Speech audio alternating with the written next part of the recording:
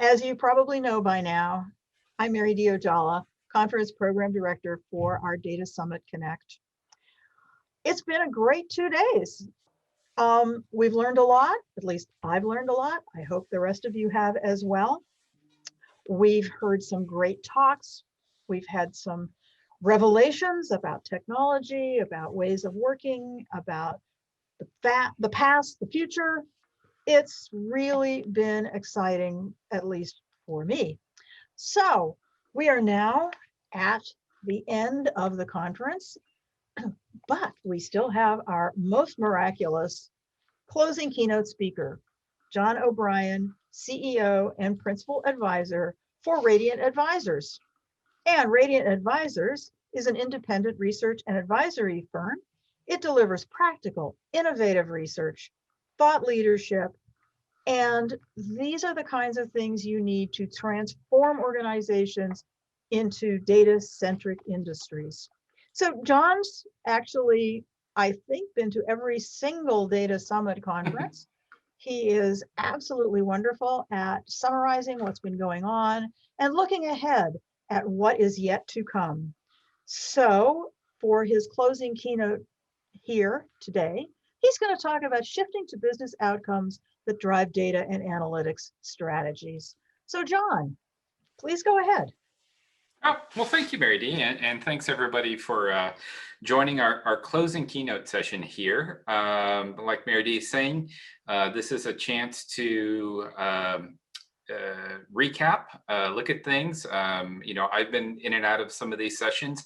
I will admit that I'm a little bit more on the architecture strategy side myself, data strategies. That's what I do mostly. But and also, like Mary Dee was saying, it's been several years that we've been attending the Data Summit, and it's a wonderful event that's done a great job of shifting virtually. So I'm sure you guys have already realized it. I realized it being in the sessions myself. Nice transition, good job, and hats off to the Data Summit.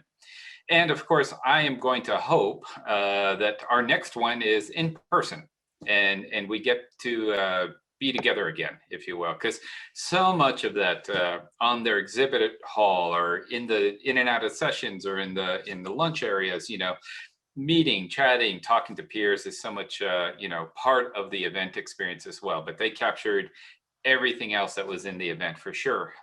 So let me jump into what I want to talk about today. As a closing keynote, I wanted to take this opportunity to share what we've been doing at Radiant Advisors, and also take a look at what we have seen in the industry. So as you're looking at high-level macro trends that we're looking at, what we have seen is really a shifting to more of a business outcomes-oriented kind of approach in companies and organizations that are influencing and driving the data and analytics strategies at these companies. So I want to talk about that and share some of our key takeaways with everybody here. So a little about myself. I think you can probably see me in a corner screen somewhere, but this is me and Radiant Advisors. So we're an independent research and advisory firm, like Mary Dee was saying, but we're also celebrating our 10th anniversary. So it's our birthday this year. We do specialize in and focus on assessing and building strategies for companies to really modernize their data and analytics platforms.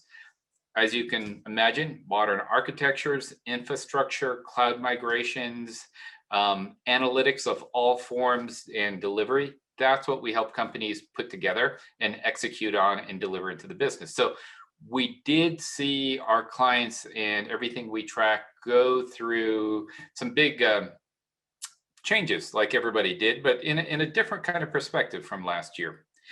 Myself, yes, I've been in this space working on data warehouses, BI, analytics, big data, over 30 years now. I currently am an industry analyst and work with all the vendors with their briefings and product strategies. I've been a CTO for a database company as well for analytics for a number of years and founder. And I've been a very hands-on practitioner and still get quite hands-on with a lot of our implementing of our architectures, data models, integrations, all of that fun stuff. So that's still the fun part for me. So that's kind of my perspective here. So what we did, We released a blog at the end of 2020, and as industry analysts, and as you see, everybody does. It's our 2021 predictions season. It usually starts around Thanksgiving, kind of goes through the end of the year. And for us, everybody's picking top trends, and it's pretty, straightforward. I think I didn't disagree with most of what my peers were saying and observing, and a lot of these trends are pretty clear. But one of the things we saw in looking forward is that 2021 is not merely just a year of return to business as usual. Imagine coming out of 2020 and what tumultuous times those were for us. A lot of uncertainty going on with pandemic, politics, global economics. But there was even something we detected that's a little bit more exciting, which was a lot of the companies we were looking at really were able to take this time and after the initial shock, but to really look at it as an opportunity, right? A lot of the time has been, very, very difficult. We can't take away from that at all, but we were starting to see people see the silver lining, start to look for the opportunities to reinvent, to imagine what a post-pandemic economy is going to be like, what their company needed to be in whatever this new normal was going to be. So we wrote a blog on that, and that blog turned into some of the work we were doing with clients and helping them realize this. And that's what I want to share today is this blog then took on a little bit of a life of its own. And this presentation is one of those things where we're distilling what we saw. And as we gain more momentum and talk to more companies, they're seeing and observing the same kind of perspective. And for you, here at the Data Summit and, our kind of people, maybe you're seeing the same thing. So that's kind of our goal in the closing here. So recalling what we saw in as the COVID-19 suddenly became a reality, the impacts of 2020. I don't want to spend a lot of time recapping 2020. We all lived it, so we're not going to forget it, I'm sure, in our lifetimes. But if you look at the impacts on our businesses, that's what we want to glean from, maybe a 20,000 foot level. So the day that lives in infamy, for me, a lot of us are going to be playing this game. Where were you on March 11th when you heard that the World Health Organization declared COVID an official global pandemic? I happen to be at one of our clients, helping them out, and they are a financial investment firm. So they have TVs on the ceilings all around their rooms, the dev rooms, any of the working rooms. There's these, scrolling news reports, and all of them were focused on the news. It happened. So what did it cause, right? It was a very sudden, if you will, instant shock, worry, what's going to happen? What does this mean? Adrenaline. And we saw that adrenaline actually, last a little while. At work, right, immediately, everybody went to work from home by the end of the week. March 11th was, I believe, a Wednesday. By Friday the 13th, a lot of us were at home or in the following week. So that transition, how can our company do it? Who's got all the connections? How do we conduct meetings? That was all the adrenaline, a lot of IT. We did see, of course, as expected, and thankfully, employee safety was a business priority first. I even saw one of our clients do an amazing job, right? I was on their notifications, but they were also saying that they were going to be selling the office supplies from the building to those people who needed it. Because if you recall, back on the week of March, let's just say the month of March, we all ran out of toilet paper. Right? What's up with that, right? That's part of the shock and worry. I don't know what's going on, but apparently running out of toilet paper is one of the side effects. What does that even mean, right? So there's a lot of, concern and adrenaline going on. But I saw one of our clients saying, hey, if you're in that situation, our office building is well stocked up, stop by, we're going to take care of you. So they took care of People who didn't need to be in the office unless you absolutely had to, precautions, support, help, including, wellness and care. But the next thing we also saw was business continuity. We've got to keep things running even though we're working from home. We've got to keep things running as we figure out what's going to happen, right? Because a lot of the uncertainty was there. So for the rest of 2020, the business impact that we saw was a lot of companies saying, we need updates. I need information. I need to know what's going on. Is our revenue holding? Is our revenue shifting, right? From the in-person type of transactions to our digital platforms? How are they holding up? How's this impacting our customers? Can we deliver services and products to them? Are they able to reach out and contact us? How are we taking care of them? And also, how are our suppliers, right? Are we able to maintain, the products that we're delivering? I mean, are suppliers impacted as well? We also saw a very acute kind of focused need to forecast and run what if analysis, right? Okay, let's play out these scenarios. What if this happens? What if that happens? What data do we have? How can we simulate that? So there was a lot of this micro forecasting and what if analysis for a lot of scenarios because we didn't know what was going to unfold. And then the assessing the interdependence, our ecosystem, the partners we work with, the suppliers, the customers, our distribution channels, we quickly realize that we're part of an ecosystem. And when any part of that ecosystem starts to suffer or be impacted in any way, it has a direct relationship back to us. So that was where all the questions were, right? That was the business impact. That was what was top of their mind. Now, when we look at programs and projects, right, the programs, what we saw was that they continued if they were already fully funded on a budget cycle. So as you know, hey, we're not going to stop. We're not going to cancel. You're funded for, whatever your fiscal year is on this budget cycle. So continue to work. But as some of the tactical projects popped up, how are we going to divert, delivering some services? Key people that are instrumental in the strategic programs were really pulled off to focus on some of these tactical ones as well.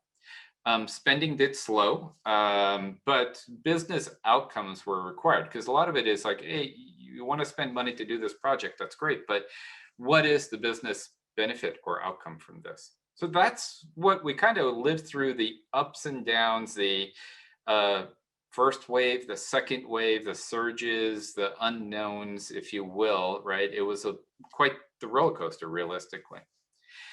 So what we saw as an effect on 2020 data and analytics programs was, number one, what we witnessed was a prioritized immediate benefits, right? So some of our clients and companies went through almost a knee-jerk reaction into cloud migration. We've been talking about it. We got to get that done now. We've got to lower our expenses and spend wherever we can. And migrating systems to the cloud, we saw a very quick, significant jump. But we also found out that a lot of companies quickly realized, getting into it more than we expected. It's a lot to learn, to take on, to migrate. We shouldn't be rushing this kind of stuff. But that was one of the first knee-jerk reactions. The second main one we saw was empowering frontline business users with data, right? These are people trying to run the business, needing data, needing to know what's going on, and how do we empower them so that they had access to data, they had access to space to work with their data and the right tools to do analysis or filtering or building their data sets. Collaboration, how are they sharing and working with that? Because we're remote as well. We're not all in the office now. So how are they sharing that information, publishing that information on daily and weekly basis? As well as how can they leverage on-demand capabilities for being self-sufficient? And, of course, the cloud and a lot of the data and analytics services on the cloud make it very easy for, hey, let's go provision an instance of a database or some working space or some storage or some compute power, and we can work there very quickly. So, the cloud offered a lot of this on-demand capabilities that we, had been working on. Focus on operational efficiencies was the next kind of longer running trend. Is after a few months into it and towards the rest of the year, where can we automate? Where can we take people out of the the low value work, and start to automate these processes, automating the data flows, uh, deriving data and analytic data sets, as well as robotic process automation really, gained a lot more traction, a boost, because now we were automating the processes in the business. But a lot of this was frontline business people taking that on. So if we were to describe characteristics of 2020, in hindsight here, or at the end of the year like we did, there was quite a degree of uncertainty. People were not sure week to week, month to month. Are we going to stay in a lockdown? Are we going to return to the office? How long is this going to last? Volatility. Things would happen in our supply chain or with our customers, and we had to react quickly. And there's a lot of disruption, right? The move from a lot of the in-person types of transactions and interactions in our business had moved to digital. So, there was this mantra we heard, and it was quite dire times, as we all know, that, a lot of us were going through this, and we would hear whatever it takes. We need to get this data. We got to analyze this and make a decision this week, whatever it takes, right? Hours, days, weeks. This is all within the purview in our world of being below an agile 2-week sprint. Because when we do sprints, we think we're being really agile and developing and delivering things to the business in 2 weeks. That was no longer fast enough. I also would characterize 2020 for a lot of companies as the year that their agileness got tested. Is it really agile enough for what they need to be? And once again, if you come back into turning the corner into 2021, what kind of capabilities does your company need to have to deal with this if it is the new normal? So that's how we really summarized 2020. But what does that mean for data and analytics, right? This is the business environment that we're in, or what we observed. So we need to translate that into our data strategies and our analytic capabilities and our delivery processes. So we have, like I said, since the beginning of this year and working on this topic, and originally starting from the blog, in December, we started going around and asking different companies, quite simply, informal, surveys. How was your enterprise data and analytics strategy impacted in 2021? 33% said slightly impacted, but continued as planned. And remember, this is strategy level stuff. So it continued as planned or continued to run as planned with no impact. So no impact or slightly impacted made up 64%, or almost 2/3 of the respondents here. Resources were put on hold or reassigned about a quarter of the time at 22%. And then 14%, we did have the option to say, hey, no committed strategy existed, so it's not really a fair question. So we can remove that out. But a quarter of people said, yeah, those resources were put on hold. But overall, 2/3 said strategies continued. But what we did see is coming out of 2020 in January, which was interesting, is we talked to companies. This was companies now asking us, so what do you want to do, right? So it became really this turning point. And in January, in February, talking to companies, they were saying, we want to, we really got tested and we got a feel for what we need to be delivering. We want to revisit and reprioritize our data and analytics strategies. So they began to refocus on, hey, look at what we went through, and we got through it and provided data and value, but could we have done more? So the process that we go through, Radiant Advisors, our workshops, our client advisory services, things like that, is basically, I wanted to share this approach with you because you can do this as well, is understand your business strategy. And of course, it can be new markets, new services, digital transformation. If we take what we looked at, with 2020, that could be translated into needing more agility, needing more speed or more delivery speed of data and analytics, and probably more innovation, because what we had been doing as a business in some cases had been stopped, and we needed to find other channels or other ways of connecting and delivering services and products. Two, we take that and we translate that to what are the analytics capabilities you need to be able to do that, right? Agility, speed. Well, that probably means empowering business users more with self-service, having platforms that encourage collaboration and publishing, scalable, intuitive, right? So it's quick for anybody in the enterprise to pick up, start using data, understanding data, having proper access. So all of this is within the realm of data governance and security. Of course, you have to have that. But once you have that, can all the people who need to get access and collaborate with their people, whether they're in the office or working remotely? Once you look at your prioritizing your capabilities, and this is where we spend a lot of our time helping companies, is then you have the data architecture. And a modern data architecture is pretty straightforward.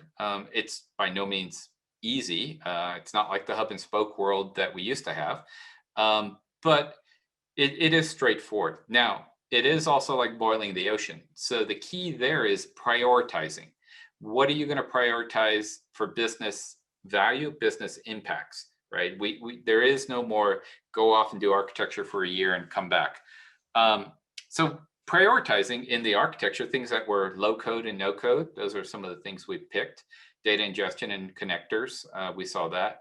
Enterprise repository of data, such as data lakes, and the ability to self-provision or working with data, operationalizing work as well. Those were areas of the architecture that became the hotspots that needed to be focused. It has nothing to do with modernizing data warehousing. It has nothing to do with data quality or mastering data sets, which continue to be as important and work in their own lanes, or machine learning, AI, and all the automation and prediction capabilities we do with embedded analytics, into customer experiences. But this just said, hey, given the current business strategy coming out of 20 and looking at 21, this is probably the priorities we need to ensure.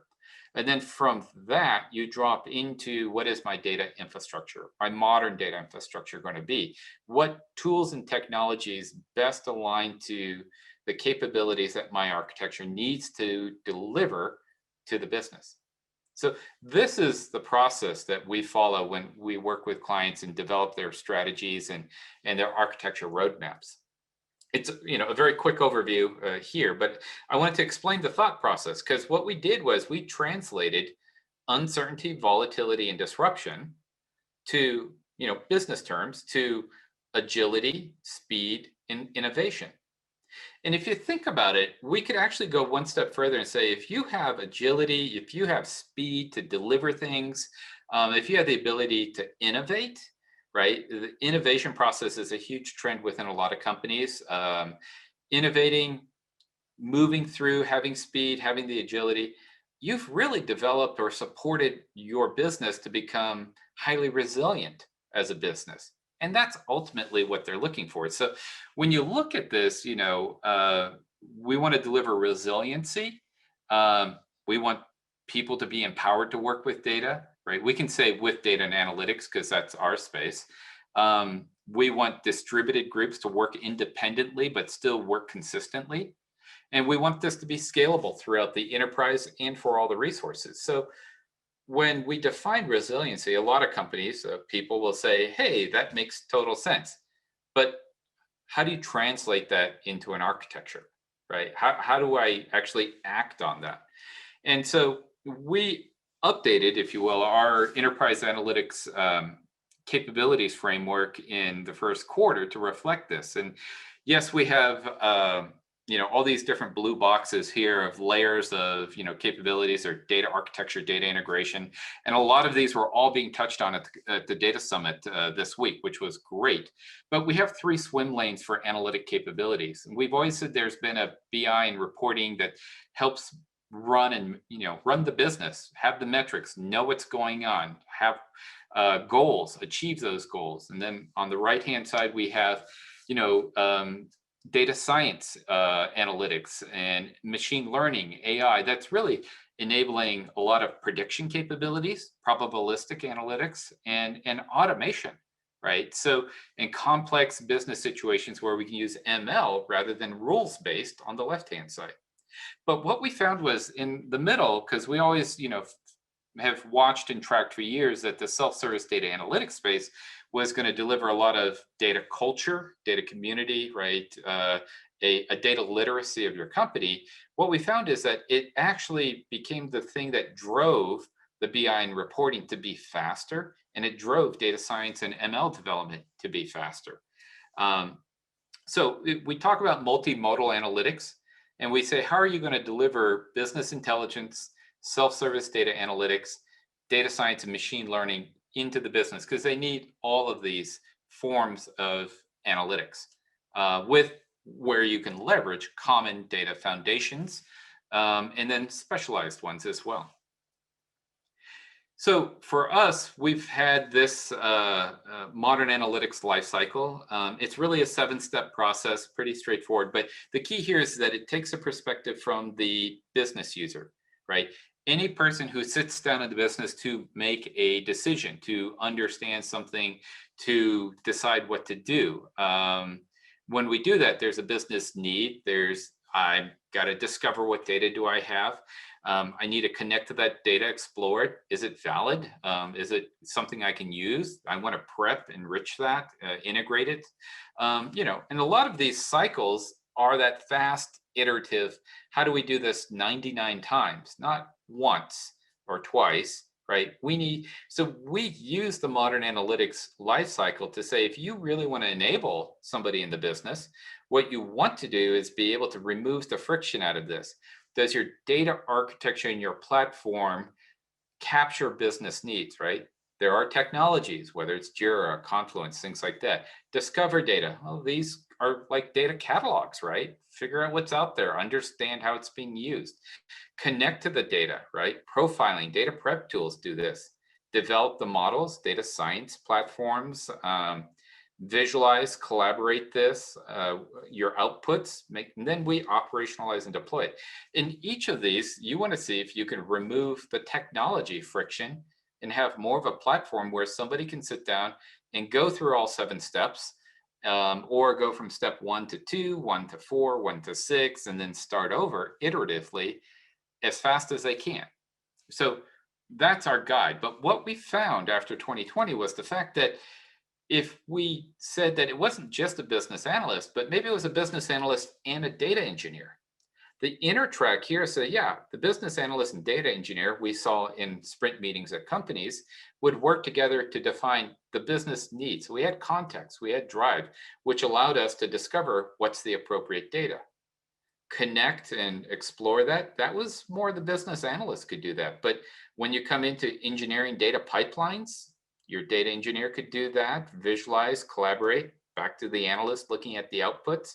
And then, continuous integration and deployments, monitoring, data governance. That was your data engineering team, doing this work. So an agile sprint, which we saw quite often running 2 weeks, a portion of that was done by the analyst team, and a portion of that was done by data engineers working together. And it made the process go faster. Same with data science development. We call it lean data science development. But once again, a business analyst working with a data scientist to build training data sets, wide data, integrated data sets that pull things together to meet, the needs. But you still need a data scientist to analyze the models and say, this is the appropriate one. And yeah, there's auto ML and other things out there, but develop and maybe you develop multiple models. Maybe you want to push those out in production and monitor them. So ML ops or model ops is really taking off in this year. Once again, lean iterations here. So when we asked the business, we asked the people that we'd been surveying, what did the business want most in 2020? 62%, 2/3 almost, said faster, more agile data and analytics development. Um, Business analysts or the self-service movement, we felt was one way that really drove that in not just the self-service lane, the frontline workers, but was actually really helping guide and accelerate BI development, enterprise data hub development, machine learning development. But the second one, more people, business people working with data independently. So once again, self-service in here combined with faster, that's 83%, right? Then we had lower IT infrastructure, right? Lower cost. So let's kind of pull this together. Now we want to drop down into those lower levels, start talking about how were we revising some of the architecture roadmaps. And so I pulled a couple of examples of things, we've worked on it with companies.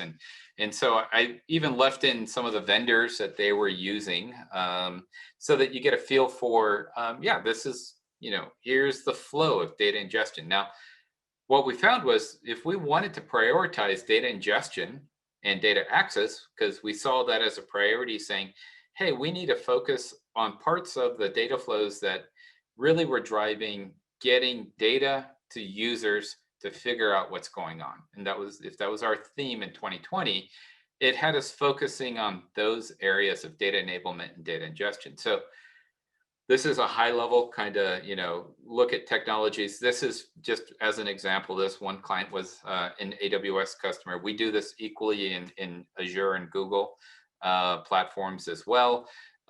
If you follow our website and download the papers, you'll see Azure versions, you'll see AWS versions, because we try to publish a lot of our reference architectures here. But when we remove a lot of this out, because we know what the focus is, it simplifies things, right? We would say, hey, right now, this month, we want to, start acquiring data, getting it into a data lake, making it available with some context and metadata for people to start using, right? Right there, you have your batch data, and this company was, 5 tran. Maybe streaming was part of it. Maybe that was more of an evolution or advanced. This is where we want to go to having more real-time data, because the need is what's going on right now, not what's going on last week, to make decisions. Transit gateways, easy way to upload external data files, user data, things like that, but get it into someplace and leverage your data warehouse. Denodo is a great unification platform and has governance and catalogs in it to help Tableau or Alteryx users.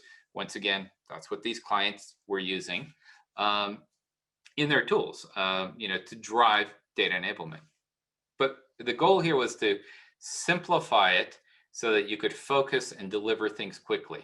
And then as we updated this in 2021, we recognized that the modern data architecture, has ingest, transform, and store. Separating ingest from transform allows a lot of self-service to run and a lot of data science to run. And transformations can be for any one of the 3 analytic capabilities.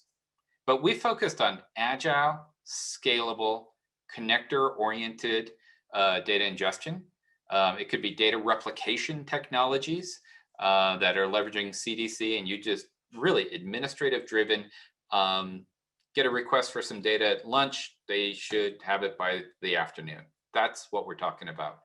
Low code data pipelines that allowed people to connect data, make workflows of data, produce outputs that they could then visualize, share in a data lake, collaborate with, and then even extend with RPA and robotics process automation. So this was architect, we do look at business requirements and architecture as architect for data delivery speed. This is what this chapter, or if you didn't already have it in 2020 or before, truing it up and making sure it was lean, fast, and scalable, and faster than probably you were before, that became the first thing to check off your list as you're doing architecture work. And so what we had here was, what is the biggest challenge to your data architecture roadmap, we asked folks. Working on adoption and new technologies and processes. Yes, so this is a big gotcha that we have seen for a couple of years, that moving to modern architectures, moving to cloud architectures, there's a lot of new technologies to absorb. And the best way to absorb or become proficient is through experience, and experience just takes time. So what we find are some companies, when they bite off too much of their target state architecture, they can't really focus on the few technologies that add the most value to the business outcomes and get really proficient at those before moving to the next. Because I know the situation where we're in clients all the time, everything is priority one, priority A. There is no B or C, right? So this is a good way to distill making sure you're delivering and aligned to what the business needs. Have yet to establish a prioritized architecture roadmap. That is a little tricky, because if you have the whole architecture, you're kind of, the term we've heard, boiling the ocean, can really get you paralyzed if you're not careful and not deliver as much to the business as you could. And then 21% said gaining support from business stakeholders. Well, that's because you haven't told the story in a way that what you're doing aligns to the business capabilities that is on the top of their mind. That's what they're focused on. They're not thinking data infrastructure.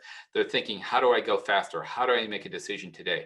And you have to tell that story through the layers we were talking about to deliver that capability. You're saying, this is what we do. We deliver analytic capabilities, right? So this makes a lot of sense and validates what we see across the board.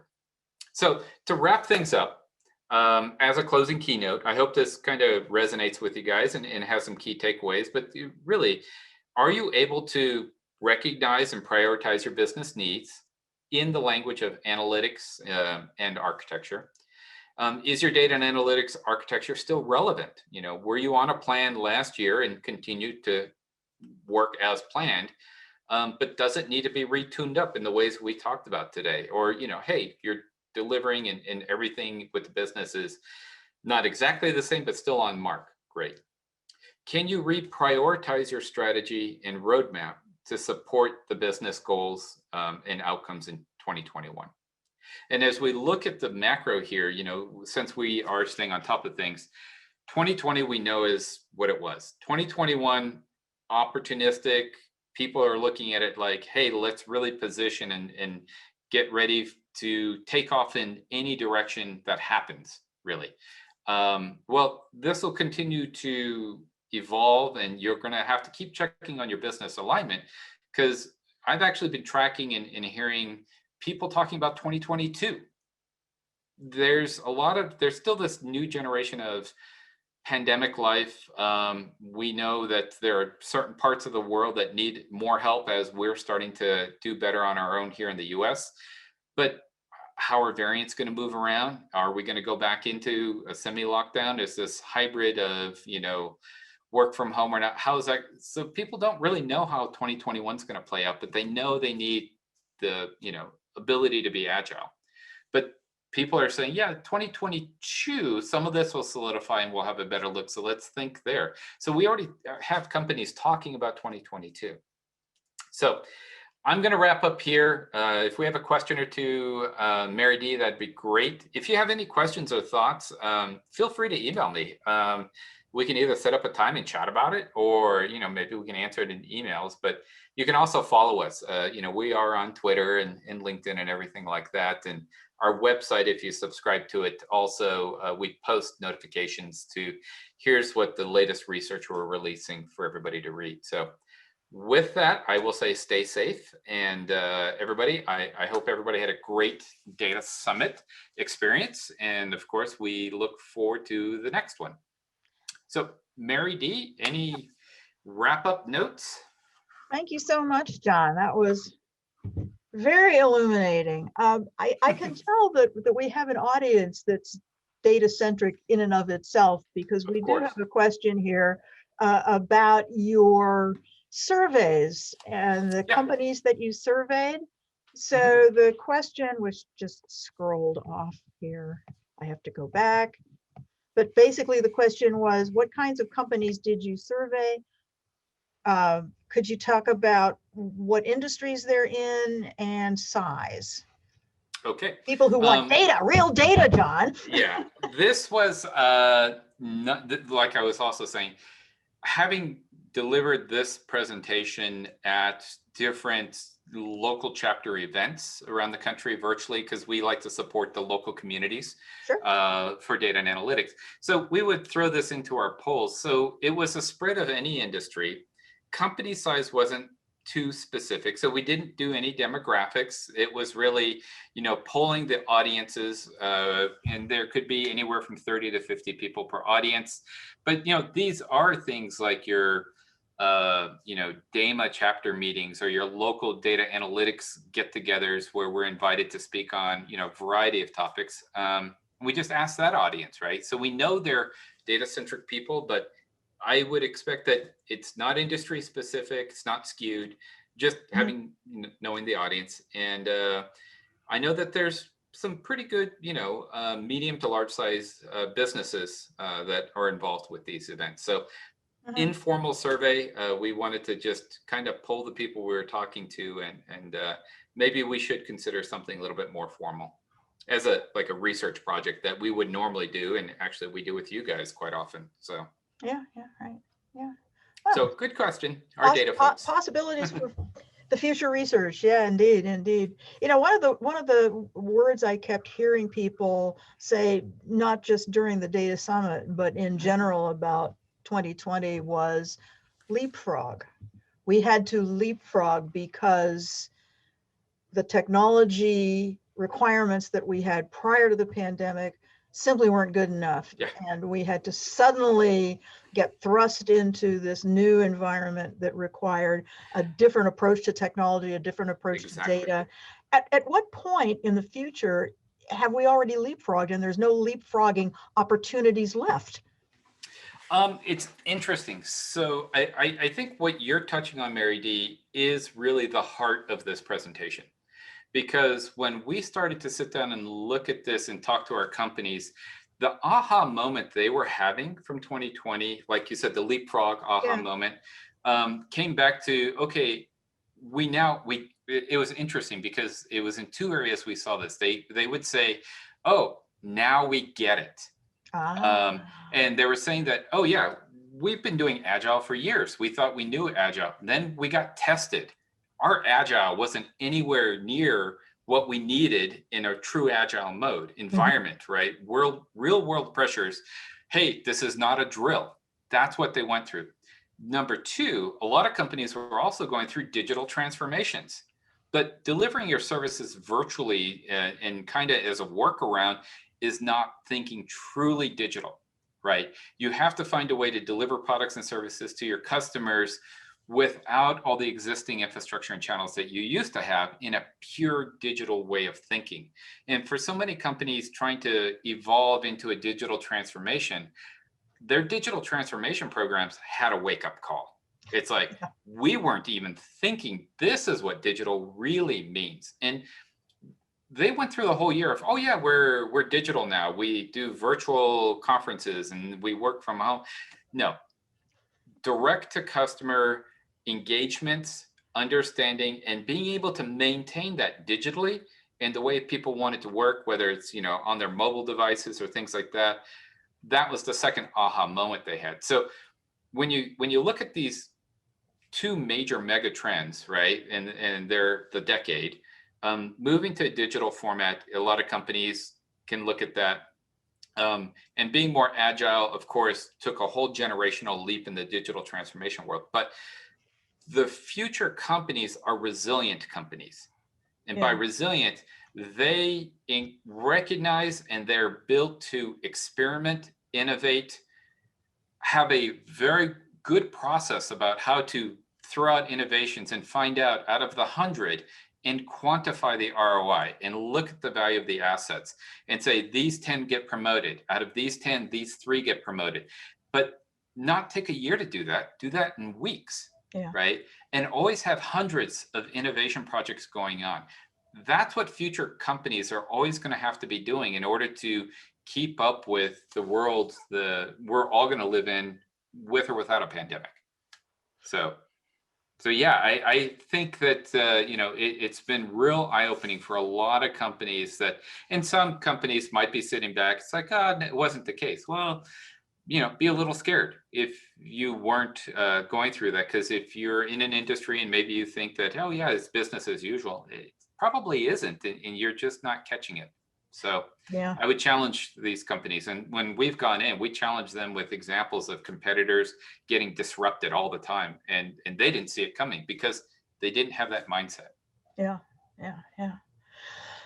Well, thank you so much, John. That was great, and so many insights, so many actionable insights, which is better than just blue sky thinking, I suppose. I will say one thing about going back to business as usual. We are hoping to go back to conferences as usual, I can't because wait. we are seriously planning to have the Data Summit conference in 2022 in Boston. So May 17th and 18th. I So mark think your that's going to be calendar for really that one. doable.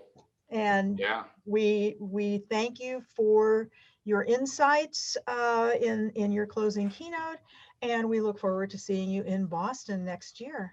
So thanks to John, thanks to all of you who attended Data Summit Connect.